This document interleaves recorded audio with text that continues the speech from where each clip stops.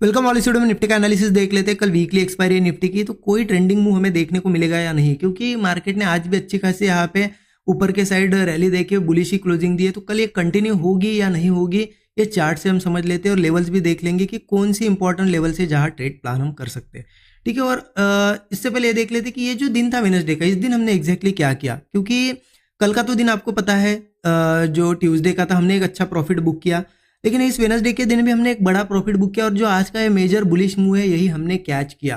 लेकिन आज दो बार एंट्रीज बनी, कहाँ बनी और यहाँ पे कौन सी लेवल पे बनी, मैं आपको एक्सप्लेन करता हूँ क्यों दो बार एंट्री लेनी पड़ी, ये भी बताता हूँ।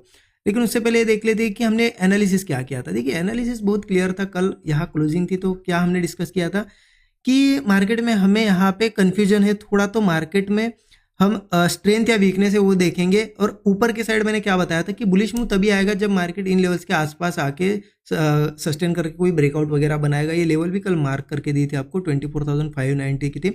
और क्लियर हमारा एनालिसिस क्या था कि गैप अप वगैरह होता है और इस लेवल के आसपास सस्टेन करके कोई ब्रेकआउट देता है तो मार्केट बुलिश जाएगा। उस हिसाब से मैंने ट्रेड प्लान किया आज, क्योंकि मार्केट ऊपर ही ओपन हुआ, रेजिस्टेंस के आसपास ही सस्टेन कर रहा था, इसलिए बुलिश ट्रेड प्लान किया।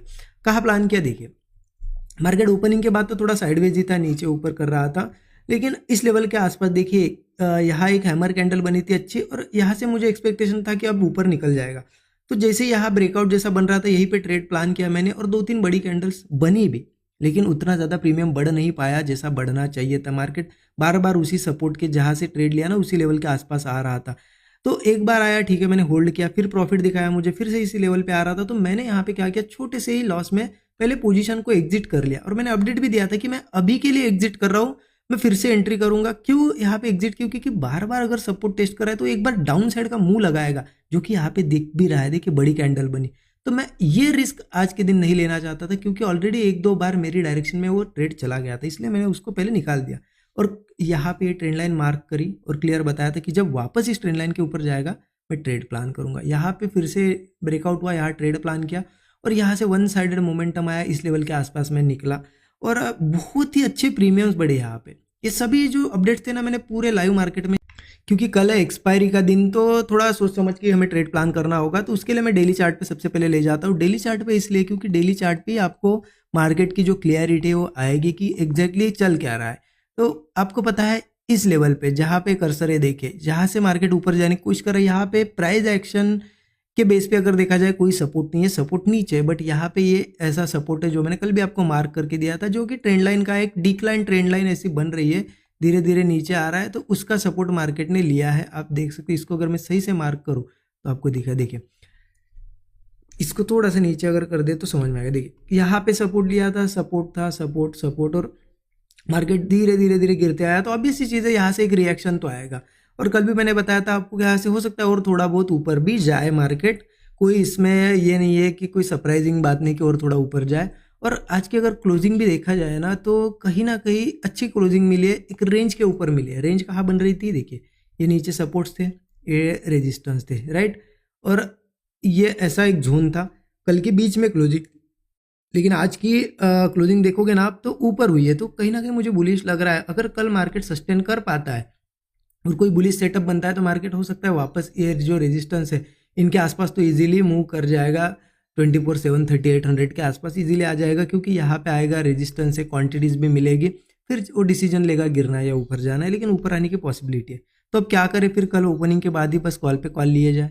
ये गलती नहीं करना। आप लोग क्या करते हो ना बायस हो जाते हो कि नहीं चलो बुलिश बताया है और अब बस कहीं पे भी ओपन हो, मार्केट अगर बहुत बड़ा गैप डाउन या कुछ हो गया तो उससे पता चल रहा है कि सेलिंग प्रेशर है, फिर हमें बुलिश ट्रेड नहीं लेना होता। बुलिश ट्रेड कब लेना है कि इन्हीं लेवल्स के आसपास ओपन हो और स्ट्रक्चर बने, बुलिश को स्ट्रेंथ दिखे, तब लेना होता है। तो कैसा स्ट्रक्चर बनेगा, कौन सा सेटअप बनेगा, मैं आपको अभी छोटे टाइम फ्रेम पे 15 मिनट पे बताता हूँ।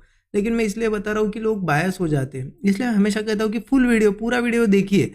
आप लोग क्या करते हो ना, कुछ लोग इसमें से आधे अधूरे चीज़ें देखते हैं, जो चीज़ एक बात बताई कि बुलिश है बस यहाँ क्लोज कर दिया वीडियो, और बस कल वही करेंगे कि नहीं बुलिश बोला था, बुलिश ही ट्रेड लेना है।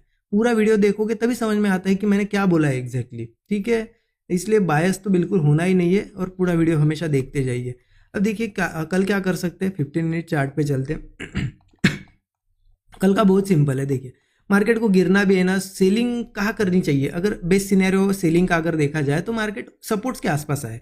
अब तो बढ़िया यहाँ पे ऊपर गया, फिर रिट्रेस करके फिर ऊपर सस्टेन कर रहा है, यहाँ से सेलिंग करना रिस्की होगा थोड़ा।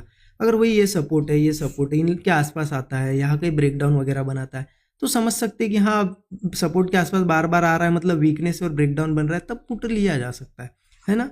यहाँ से पुट लेना है तो उसके लिए बाइंग रिजेक्ट होने का वेट करना पड़ेगा। मतलब कि अगर मान लो कोई यहाँ पे कल ब्रेकआउट वगैरह आया, वो फेल हो गया, फिर से मार्केट ट्राई कर रहा है, फिर से फेल हो रहा है, इसका मतलब अगर बार बार बाइंग ट्राई हो रही है लेकिन फेल हो रहा है, तब जाके समझ सकते कि हाँ सेलिंग प्रेशर है, फिर जाके सेल किया जा सकता है। ठीक है, ऐसा सिनेरियो बनेगा तभी सेल करेंगे हम।